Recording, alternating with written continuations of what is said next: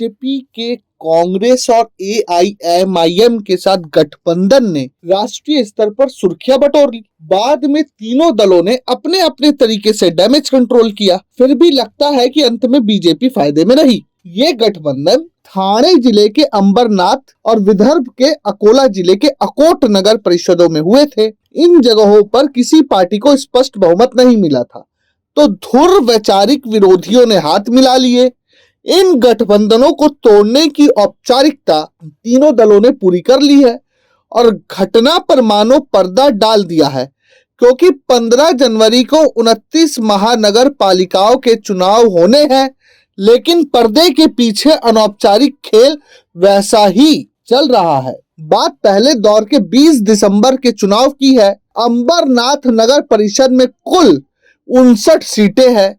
यह इलाका एकनाथ शिंदे का गढ़ माना जाता है।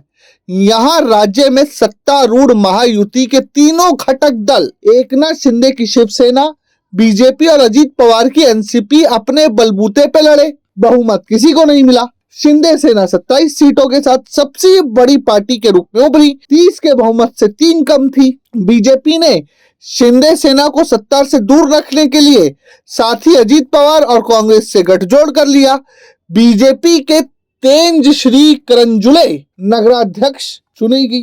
पहले कांग्रेस ने सभी नगर सेवकों ने बीजेपी का कमल थामा। फिर शिंदे सेना ने अजीत एनसीपी के 4 नगर सेवकों को अपने साथ मिला लिया। 2 निर्दलीय भी शिंदे सेना में चले गए और आंकड़ा बहुमत से ज्यादा 33 हो गया, जबकि बीजेपी के पास 26 सीटें बची हैं।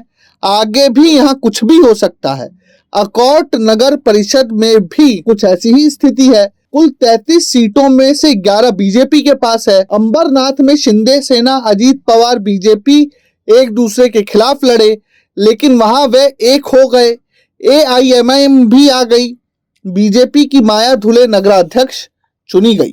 कहीं दोस्ती तो कहीं दुश्मनी भी यहाँ देखने को मिली। मुंबई समेत ठाणे, नवी मुंबई, पनवेल, पिंपरी चिंचवड़, नागपुर, नासिक जैसी प्रमुख महापालिकाओं में ठाकरे बंधुओं का गठजोड़ है। पुणे और पिंपरी चिंचवड़ के होम टर्फ पर अजीत और शरद पवार साथ है। बीजेपी मुंबई में शिंदे सेना और अजीत पवार की एनसीपी के साथ है। ठाणे में शिंदे सेना और बीजेपी का साथ है। पनवेल में बीजेपी, शिंदे सेना, अजीत और अठावले की आरपीआई का गठजोड़ है। नवी मुंबई में शिंदे सेना और बीजेपी अलग अलग लड़ रहे हैं। नागपुर में बीजेपी अकेले है, जबकि शिंदे सेना और अजीत की एनसीपी एक संग है। इसे ही तो बोलते हैं दर्शकों सुविधा की राजनीति। इसे ही तो बोलते हैं कि अपना काम बनता और भाड़ में जाए जनता। देश में इस तरह के बेमेल गठबंधन सिर्फ सत्ता सुख भोगने के लिए है और ये कुछ नया नहीं है। कांग्रेस के विरोध में 1967 में पहली बार ऐसे गठबंधनों का प्रयोग हुआ था। जनसंघ, मोरारजी देसाई की संगठन कांग्रेस, समाजवादी दल, सीपीआई और सीपीएम इसमें शामिल थे। तो अब देखिए जनता कहाँ खड़ी है और सत्ता दल कहाँ खड़े हैं। Bureau report, प्रजाहित।